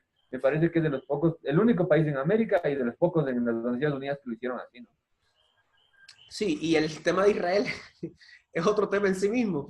Y sí, no conocía ese dato, pero todo lo que tú dices, y también Puerto Rico también es parte de esa idea de los últimos bastiones de hispanidad. Claro, nuestra historia es otra cosa, y los cronistas siempre destacaban que mientras que el cubano era guerrero y era voluntarioso, el puertorriqueño estaba en la hamaca pensando en mujeres, o sea que ya podemos ver los diferentes templos de los antillanos en comparación a ellos. Pero vemos que después de la guerra, o sea, la expansión de estos movimientos socialistas a través de toda Hispanoamérica se debe indirectamente muchas veces y hasta directamente muchas veces a la influencia cubana. O sea, probablemente no tenemos un Allende Sí. sin Cuba. Probablemente no vamos a tener definitivamente un chavismo sin Cuba. Y vemos cómo también se van incursionando, tú sabes, en lugares como Bolivia, se van incursionando, tú sabes, también en Centroamérica, sin duda alguna, y se van incursionando hasta en África. O sea, y vemos un momento cuando Fidel Castro se propone ser el líder, Claro. el líder trifacto del mundo comunista africano, asiático y hispanoamericano, ¿verdad? Que era eso, Claro. esos países de influencia limítrofes a Europa y al mundo occidental americano y ruso. Y otra cosa muy importante que hay que recalcar es que este dominio planetario también se extiende a los Castro y se extiende a figuras como el Che, que es un esperpento, como hemos mencionado, una persona que horrible, o sea, y del Che hay historias. Un canalla. No, y alguien con problemas, porque si vemos las biografías no autorizadas, vamos a ver que desde niño tenía unas cosas que eran lamentables, ¿verdad? Y que son usualmente tradicionales de estas personas que nacen y se crían en trasfondos acomodados y terminan siendo comunistas, izquierdistas. Son personas que realmente nunca han pasado ninguna necesidad, nunca han pasado situaciones difíciles y se creen que pueden hacer lo que quieran, ¿verdad? Claro, no todo el Claro. mundo es así, pero eso es una realidad. Y el caso de Cuba, pues eso es, y el caso de Cuba ha causado mucha sangre, ha derramado mucha sangre en diferentes partes de toda Hispanoamérica. Y como tú mencionas, los americanos hasta cierto punto son cómplices de permitir eso. Claro, obviamente tenemos la situación de la invasión de la Bahía de Cochinos, que fue infructuosa por Kennedy en el 62, 60, perdón, 62 no, en el 59-60, disculpa. Pero vemos esa realidad cubana y, y lamentablemente pues es un metástasis y es una situación muy lamentable que no le veo ningún final en el futuro cercano. No sé si quieres añadir más respecto a lo de Cuba. No, hasta lo de Cuba al final yo no le veo, a menos que pase algo y alguien desde el extranjero intervenga directamente ahí, ¿no? Claro. Porque por inercia propia Cuba no va a dejar de ser un país comunista. No es socialista, es comunista. Y es lamentable porque en nuestros países hay gente muy inteligente que igual les lava el cerebro. Yo conozco un montón de gente que no son tontos ni malintencionados, pero que creen que Cuba es algo mejor que aquí o que cualquier otro país. Y me ha tocado Igual gente, que acá, igual, los izquierdistas de acá igual. me ha tocado gente conocer que viajan a Cuba y ya cuando, o sea, yo por suerte no soy imbécil, no tengo que viajar a Cuba para saber lo que es Cuba. Pero esto tampoco es que sean imbéciles, pero a veces me hace pensar, yo no sé qué pasa en la capacidad intelectual de algunas personas que tienen que viajar a Cuba y presenciar y atestiguar con sus propios ojos cómo es Cuba y vuelven decepcionados y dicen, sí, Cuba ha sido una mierda y el socialismo es una porquería. Pero o sea, yo no entiendo a esa gente, o sea, tienen tan metida, ya te digo, tan adoctrinada, Es la que si cuestión no es, académica de lo que te estoy diciendo, que de si cómo no van y meten el dedo en la llaga del comunismo, no acaban de decir, bueno, sí, esto ha sido una porquería. Y conozco algunos casos así en Ecuador. Alguna gente que más bien se ha dado la vuelta en contra de eso, pero tuvo que ir a Cuba y ver cómo es Cuba, porque hasta cuando no fue y no vio eso, no creía que eso podía ser así. y Yo les he dicho, lo mismo aquí, o amigos sea, míos, les he dicho, o sea, ¿cómo es posible que tú siendo tan inteligente hayas tenido que viajar a Cuba para darte cuenta que eso no funciona, que es una porquería?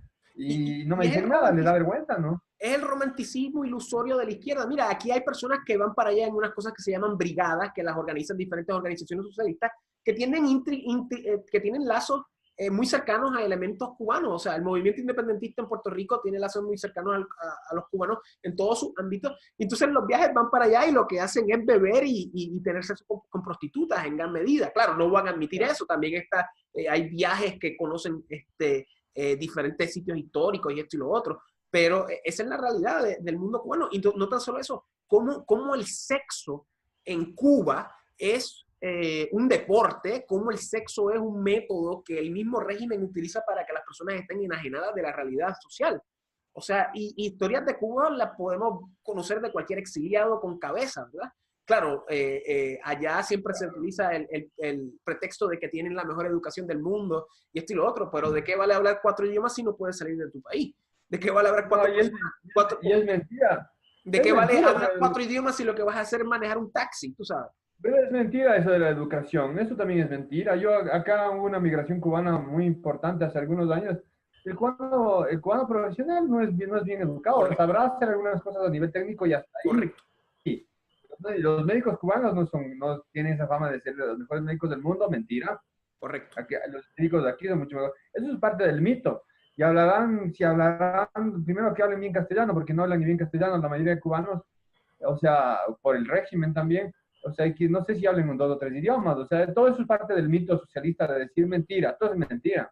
Todo eso es mentira. O sea, la gente tiene que dejar de esas cosas a un lado porque es mentira. O sea, no, y el sistema académico allá, que los estudiantes son los que predeterminan cuándo coger los exámenes. O sea, es una locura, es una cosa muy, muy loca. Y lamentablemente, pues eso es lo que ha esparcido ideas por todo Sudamérica.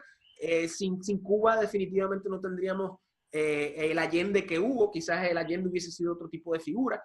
Sin Cuba no hubiésemos tenido diferentes movimientos esporádicos en Sudamérica, definitivamente no tendríamos esa inteligencia tan arraigada marxista, tomando el ejemplo de Cuba como este mito, como este Olimpo, y obviamente no tendríamos el caso del socialismo del siglo XXI. Y hay que recalcar la importancia del Foro de Sao Paulo, porque ya no estamos entrando a finales del siglo XX, de cómo después de la caída de la Unión Soviética, los diferentes grupos izquierdistas de Hispanoamérica dijeron, anda, para el cara, ¿qué vamos a hacer ahora? Ya Rusia no está, ¿qué vamos a hacer? Y en el Foro de Sao Paulo es que se transmuta la idea del comunismo en Hispanoamérica y dice, no, ya vamos a dejar la guerrilla, vamos a dejar estos pretextos antiguos y vamos a lanzarnos a las elecciones, vamos a asumir un discurso populista, y ahí es que tenemos el llamado socialismo del siglo XXI y los diferentes movimientos socialistas en Hispanoamérica, en Ecuador, en Bolivia, en Argentina, en Uruguay, en Brasil, obviamente en Venezuela, y podríamos también meter el tema de Nicaragua, y llegamos ahora al tema del momento, que es Venezuela. O sea, Venezuela, para los que no sepan, Chávez trató de hacer un golpe de Estado en el 1991, 92, si no me equivoco. Tú sabrás la fecha mejor, no sé. 93, me parece. 93, no sé. Fracasó, 93. Y en vez de dejarlo en la cárcel, lo perdonaron y volvió, y en las elecciones del 99 se alzó y se ha mantenido en el poder hasta el día de hoy. ¿Qué podemos decir de Venezuela, Francisco, para ir terminando? Bueno, Venezuela tiene un karma, si vale la palabra, en la forma vulgar de lo que se utiliza karma hoy en día en el lenguaje común de la gente. Histórico terrible, ¿no? O sea, inclusive hay razones metafísicas de que Venezuela sea como es ahora. O sea, sin duda hay algo muy negativo se incubó ahí desde la época de Bolívar y eclosiona cada tanto como el caso de Chávez, porque Venezuela no era tampoco una maravilla antes de Chávez, ¿no? No era la completa desgracia que es hoy en día, pero no era la maravilla. Un país que tuvo mucho dinero, que pudo haber hecho muchas cosas porque tenía recursos y en fin, y tantas cosas, y nunca hizo nada. Nunca hizo nada, o sea, y esto es con el respeto a mis amigos venezolanos, no es un discurso ni en contra de Venezuela ni nada de ello, más bien es de entender la realidad de nuestros países. O sea, no es que no hizo nada Venezuela, también la mayoría de nuestros países nunca han hecho nada, pero si te pones a investigar un poco la historia intelectual de Venezuela, siempre resalta que no hay unas grandes figuras en todos los países de Hispanoamérica. Yo que he estudiado la historia intelectual de nuestro país desde digamos, de la cuestión tradicional o de la derecha o lo que sea, tienes unas figuras muy interesantes, fundamentales en muchos casos, ¿no? O sea, Nicolás Gómez Ávila, en fin, entre otros, no es el único, porque hay muchos en Colombia. Acá en Ecuador también no son conocidos, pero hay pensadores muy importantes. Julio Tobar Donoso, por poner un ejemplo. Lo mismo en Perú, lo mismo hasta en Chile, en Argentina ni hablar, en Brasil igual, hasta en Bolivia. Bolivia también, sí. Y en Venezuela, si yo digo dos nombres, exagero. O sea, Arturo Uslar Pietri será uno de ellos, que puedo decir alguien, un intelectual venezolano que yo he tomado un libro, una novela de él y que no solo que lo he disfrutado, sino que me ha hecho reflexionar y sacar muchas conclusiones, porque eso es lo que tiene que hacer alguien que te brinde una lectura, ¿no? No solamente entretenerte ni divertirte. Y fuera de eso, yo no sé si miento, si algo original en Venezuela a ese nivel, ¿no? Hay algo original hacia un sentido positivo y trascendente de la vida. No conozco y he investigado y me extraña. Eso, después, por otro lado, Venezuela tenía una posición económica muy importante dentro del continente, tenía Correcto. petróleo, tenía mucho dinero, y eso le permitió a Venezuela que sea un país superficial al extremo por muchas décadas. Yo tengo anécdotas, historias de mucha gente que fue militar ecuatoriano y estudió en Panamá también en Texas con el ejército estadounidense, como estudiaron un montón de otros militares que les mandaban de los distintos ejércitos y academias militares de nuestros países de Estados Unidos, porque después de la Segunda Guerra Mundial el que nos entrenaba a nuestros ejércitos eran los Estados Unidos. Y él contaba, por ejemplo, en Panamá, cómo ninguno de los militares de toda Sudamérica se llevaban con los militares venezolanos. Porque mientras en Ecuador, en todos los países militares era sinónimo de austeridad, de una vida más bien dura, bastante dura, de una vida sacrificada, no tenías plata para lujos ni para fiestas, para nada. Te levantabas a las 4 de la mañana, te trataban mal, de la vida de un militar, ¿no? De un Claro. militar, aparte de países empobrecidos como los nuestros, que es más grave todavía. En esa época, ahora, digamos, los militares han adquirido otro nivel de económico y demás, pero en esa época de ser militar era algo duro, algo comprometido, algo que tú te metías por vocación. O sea, no ibas al campamento de verano en el ejército. Y obviamente con otro tipo de hombres que desarrollan una vida militar surge una natural camaradería por las experiencias que vives. Y entre todos los militares de Sudamérica siempre ha habido buenas relaciones, siempre. Por ejemplo, con Argentina, los militares ecuatorianos y argentinos y los chilenos y ecuatorianos se han llevado siempre muy bien, hasta ahora. O sea, yo soy testigo en muchos casos, hasta para lo positivo, para lo negativo, para todo, ¿no? Hasta los complots internacionales actuaron conjuntamente, en fin, y las broncas internacionales, pero era como una confraternidad de todos los militares sudamericanos que se reconocían en su camaradería militar.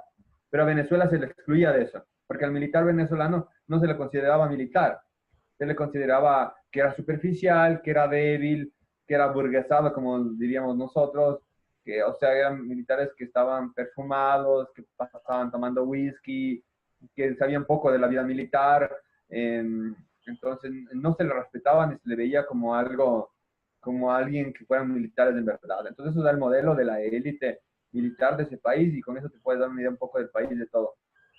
Después, o sea, todas las otras décadas, Venezuela tuvo tantos ingresos que se convirtió en el país que mayor whisky importaba, o sea, el mayor importador de whisky en el mundo en un punto fue Venezuela. Y hay un historiador, que se me va el nombre, que voy a buscarlo, que escribió e hizo un análisis de todo el dinero que Venezuela se gastó desde que inició la explotación petrolera hasta cuando Chávez subió al poder. Y es, algunas veces, no me acuerdo, la misma cantidad de dinero que costó la reconstrucción de Europa después de la Segunda Guerra Mundial. Plan Marshall. La misma cantidad de dinero que costó, 8 veces la cantidad de dinero que costó la reconstrucción de Europa después de la Segunda Guerra Mundial. Imagínate lo que significa eso, ¿no? O sea, Europa es Europa y la cantidad de población y la cantidad de cosas. ¿Y qué hizo Venezuela con todos esos recursos? ¿Qué hizo Venezuela? La pregunta es esta. La pregunta no es solo Chávez, o sea, la pregunta es qué pasó con Venezuela durante todas esas décadas que Venezuela estaba nadando en la abundancia. ¿A dónde fue eso? Entonces, hay ese karma que no les permitió desarrollarse con esos recursos a un nivel que debieron haberse desarrollado. Es decir, la gente dice, sí, antes Venezuela estaba bien porque había plata y chupaban y iban de compras a Miami todos los viernes y eran dueños de 3 o 4 empresas multinacionales que vendían tabacos en Sudamérica, y eso estaba bien, pero con ese nivel de ingresos y de recursos y de todo lo que se hizo, se podía haber llegado a un nivel de desarrollo y de trascendencia que no lo hizo. Y después viene una crisis en los 80, terrible, y viene un proceso de inflación y demás, que lleva a la época de Carlos Andrés Pérez, que propicia que haya un descontento social generalizado, porque aparte el venezolano no está acostumbrado a sufrir mucho y cuando sufre un poco reacciona y que tratan de buscar una salida. Aparte que había pobreza y pobreza también grande y generalizada, porque como pasó en todos los países de la región, había riqueza, pero la riqueza era para una minoría, ¿no? No era para la gran mayoría. Y este descontento aprovechó Chávez y aprovechó Cuba y aprovechó la peor izquierda para tomarse el poder, porque Chávez ganó. Así, eso es otra cosa que hay que tener claro. Chávez ganó democráticamente las elecciones. Así diga. Contra la primera fue contra la mujer que era una Miss Universe, si no me equivoco. O sea, la primera elección le decían el de la Bella y la Bestia contra una mujer que era una Miss Universe. Y él ganó. Y efectivamente, como tú mencionas, o sea, todos estos regímenes en gran medida, bueno, no todos, pero los nuevos fueron elegidos. Y Chávez fue elegido.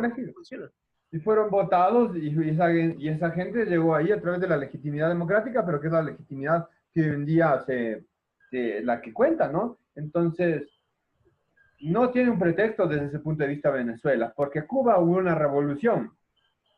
Castro llegó a través de una revolución. Allende ganó el poder democráticamente, pero con el apoyo de otras fuerzas, ¿verdad? Y también ocultando sus verdaderas intenciones. Chávez, yo no sé, él nunca ocultó sus intenciones. Manejó un discurso al principio sí, al principio él se vestía con chaquetón y corbata y hablaba muy bien y él no decía que... Fue después de las primeras elecciones, o sea, ya fue para la segunda. Y lo que pasa es que también, es que la izquierda tiene esa estrategia de camuflarse bien. Claro.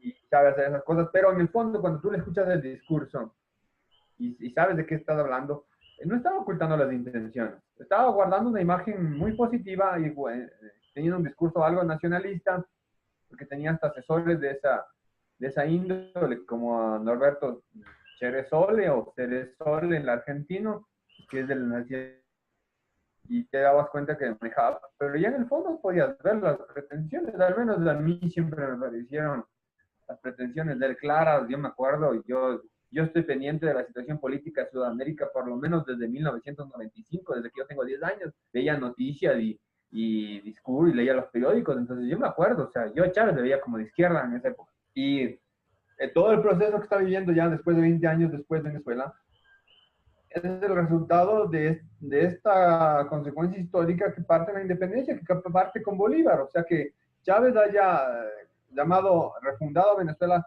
con el nombre de República Bolivariana, es un nombre bien tenido, ¿no? Porque hay gente que dice, no, Bolívar estaría en contra. No, Bolívar es ese germen subversivo terrible que le da este karma, porque yo no conozco Venezuela. De todos los países de Sudamérica que conozco todos los países de Sudamérica menos Venezuela y las Guyanas. Conozco todos los países de Sudamérica. No conozco, no me interesa ir, nunca he querido ir.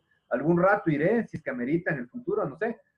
Pero tengo amigos que han estado en Venezuela y todos concuerdan, esto es algo muy subjetivo lo que voy a decir, pero concuerdan que hay un ambiente pesado en Venezuela, que hay algo que no se siente en las otras partes de Sudamérica. Y ese karma lo sigue viviendo hasta el día de hoy, porque lo que pasa en Venezuela es terrible y me compadezco con el sufrimiento de los venezolanos. Yo he visto las condiciones de hambre, de miseria, que ni Cuba me parece que ha llegado a eso en el continente. Ya es directamente, propiamente el hambre de un régimen bolchevique, porque ni siquiera Cuba llegó a eso. Es terrible, o sea, es terrible, es lo anti-orden del cosmos total, ¿no? Me apena mucho por los venezolanos y demás, pero se tiene que entender las consecuencias de dónde viene esto y cómo podría seguir si es que cambian poderes políticos de un momento a otro, porque la solución no es el cambio de un gobierno ni el cambio de ley, la solución es el cambio de una cosmovisión, ¿no? O sea, Venezuela, aparte es muy simbólico que pase todo lo que pase justamente en el bicentenario de las independencias, y aparte que está queriendo exportar el problema al resto del continente, no solo con los regímenes políticos que ya hubieron, como el de Correa o actualmente el Evo Morales en Bolivia, o Ortega y demás, sino porque es evidente para cualquiera que sabe un poco de historia que realmente no es Evo Morales, es García, es Álvaro García. Linero. Sí, porque no, Evo es una figura, es el otro, claro.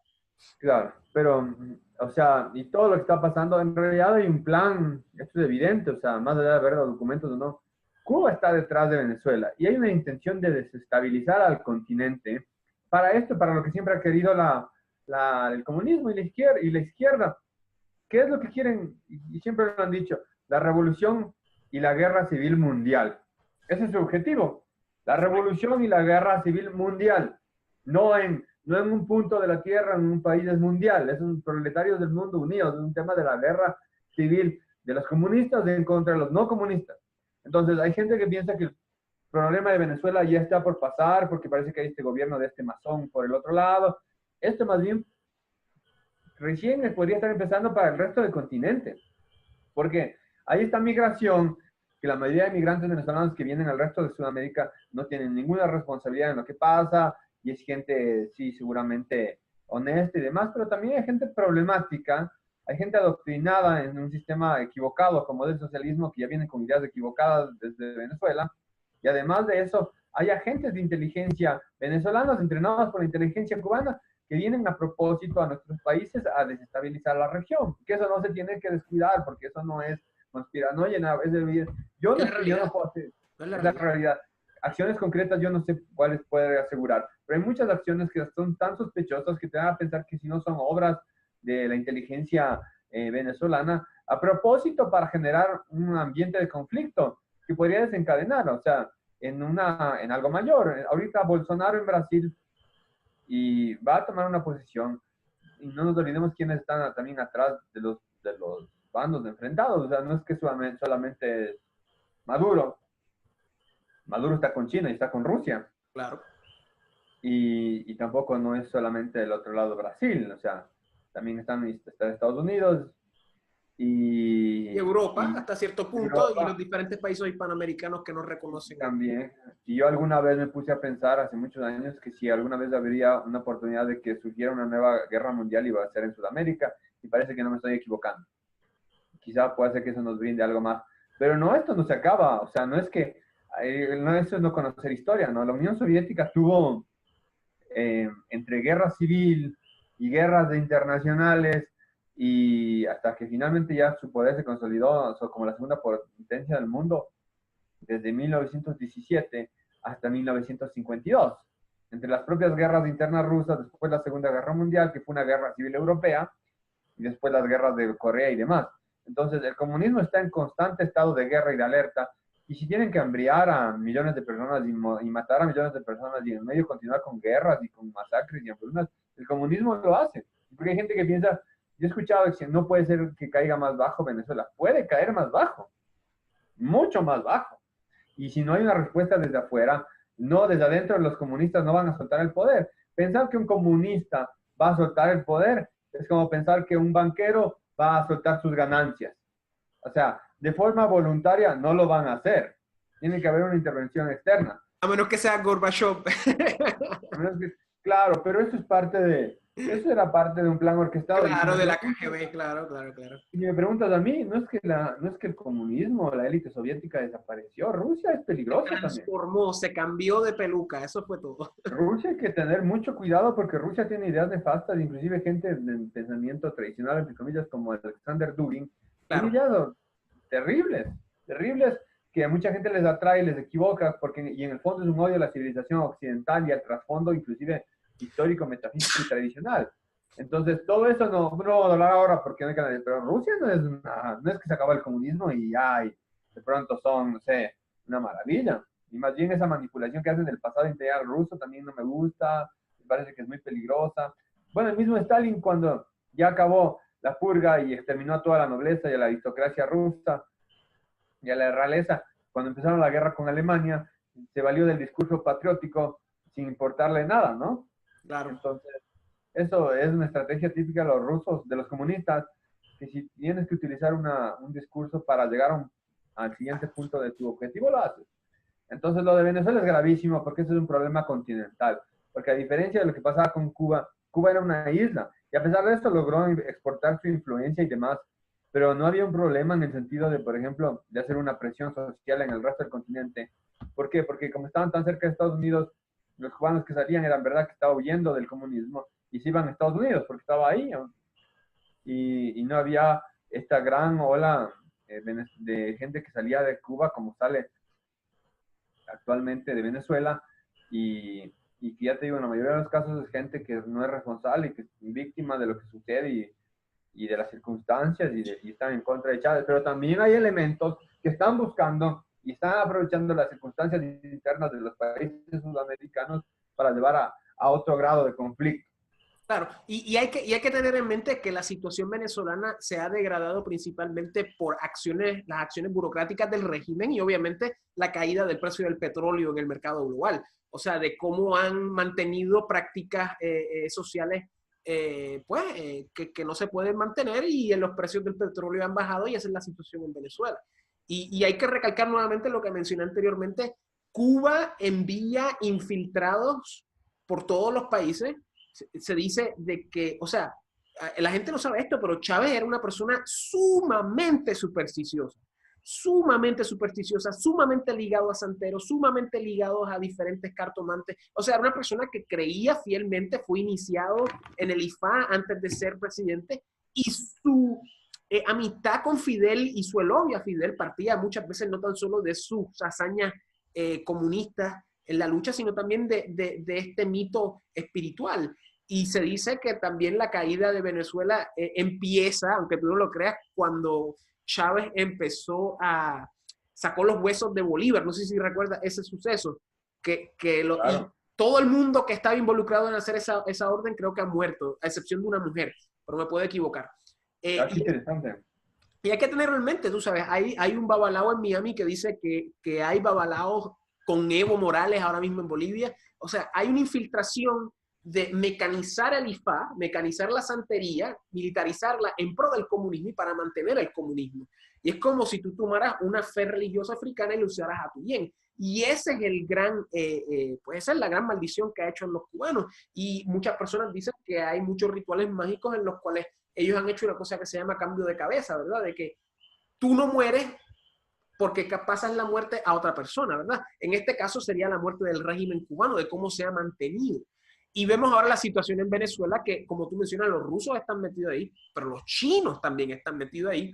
Y vemos una situación donde el comunismo está vivo y presente en toda Hispanoamérica para ir terminando, sea como sea que le llamen, tú sabes, le pueden llamar la FARC, le pueden llamar sandinismo, le pueden llamar Sendero Luminoso, le pueden llamar Frente Popular, le pueden llamar, tú sabes, zapatistas o no zapatistas, le pueden llamar socialismo del siglo XXI, pero la realidad es que está presente, está incrustado en nuestra academia, está incrustado en nuestra inteligencia, las personas repiten la izquierda inconscientemente porque le han lavado el cerebro, y vemos un resurgir, ¿verdad? Vemos un Bolsonaro tomando control en Brasil, vamos a ver cómo eso va.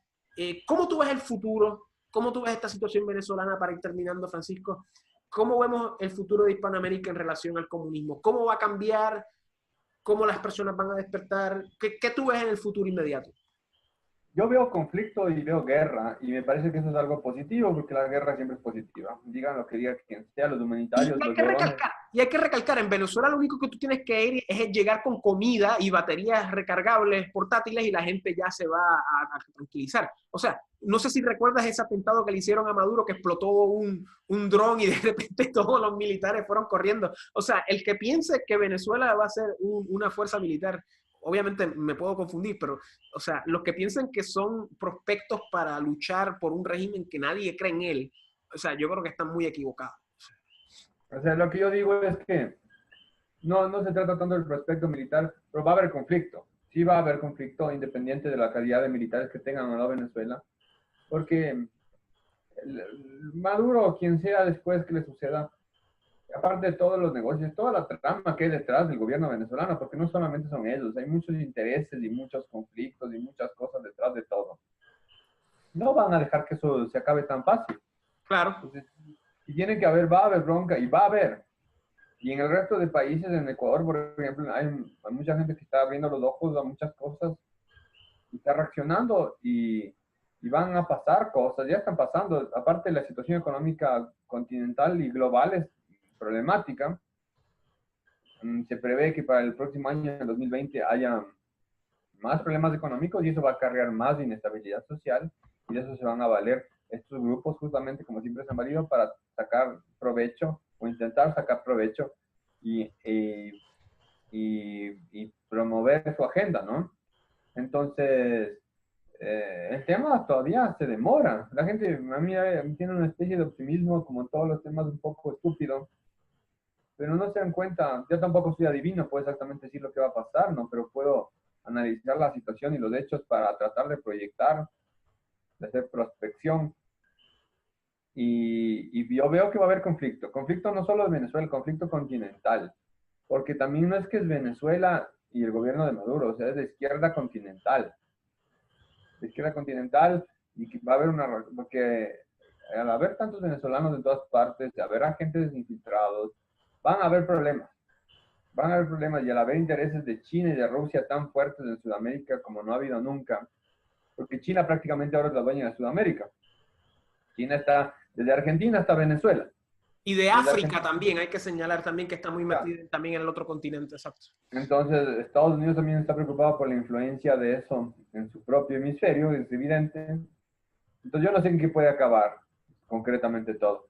Pero pienso que va a haber un gran periodo de inestabilidad que va a empezar entre este año y el próximo, que puede desencadenar en un gran conflicto, muy pequeños, un gran conflicto, no como unas guerras convencionales que nosotros tenemos en la cabeza, sino de unas formas distintas, focalizados en algunas partes del continente, y va a haber, o sea, va a haber reacción también en contra de eso, ¿no?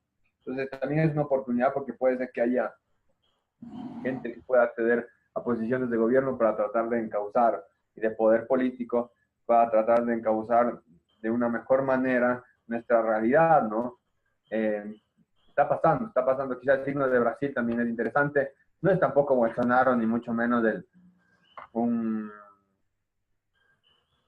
no sé cómo llamarlo, el mejor ejemplo que puede haber ahora, pero sí tiene cosas muy claras y en ese sentido hay mucha gente que se está cansando, pero también lo que no se entiende es que no es solamente que gente como Bolsonaro llegue al poder o no, porque él puede llegar al poder, pero él tiene todo un pensamiento en contra, ¿no? Brasil también es un país bien tomado por la izquierda, el pensamiento de la gente y las instituciones culturales y educativas.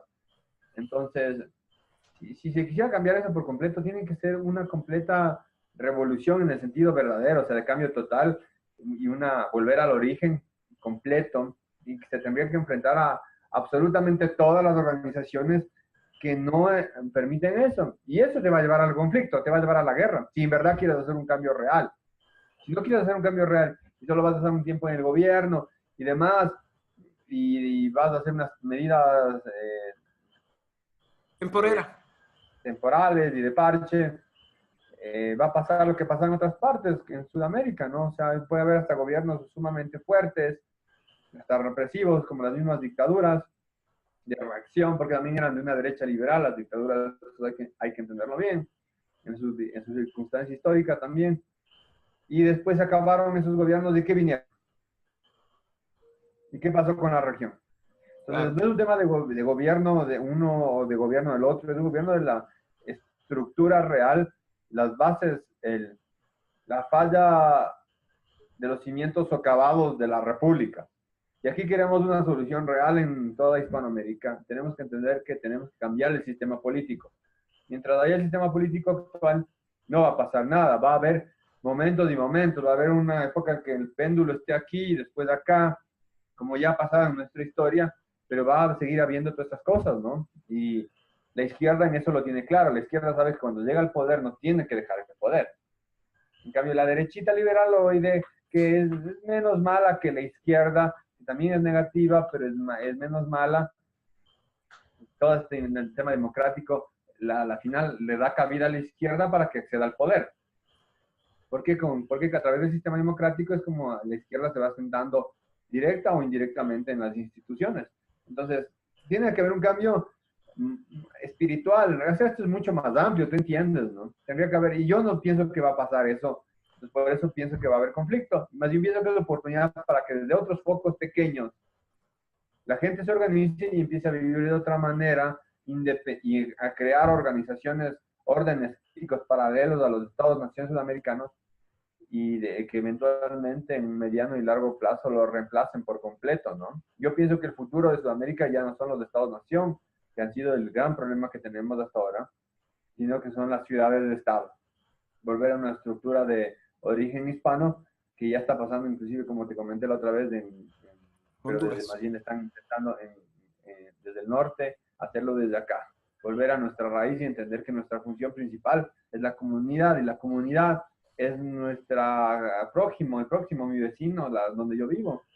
Yo pienso que esa realidad es la que hay que dar el paso adelante. Hay que hablar y seguir e insistir en esto para poder encontrar soluciones reales. Porque si no, nunca vamos a pasar de esta dinámica absurda de intercambio del poder entre la peor izquierda y la derechita liberal que le da el paso a la otra. Y a veces esta derechita liberal en muchas posiciones culturales y morales es peor que la izquierda. La misma izquierda, porque también es marxista cultural, humanitarista, buenista, estúpida. Entonces, el problema es total. Eso es lo que hay que entender, que es un problema total y que la solución también debe ser total. Francisco, muchísimas gracias por esta charla muy buena. Yo espero que a todo el mundo le haya gustado. Cualquier duda, cualquier pregunta, escríbanlo en los comentarios. Nosotros siempre tomamos el tiempo de contestar. Para aquellos que quieran conocer más de los proyectos de Francisco, visiten su canal, El Otro Ecuador. Voy a poner el enlace aquí al final de la entrevista. Francisco, muchísimas gracias y buenas noches. Gracias, Fernando. Buenas noches. Estos temas no son muy agradables conversarlos, pero gracias igual. Y eso, que los temas que nos faltan. Seguiremos.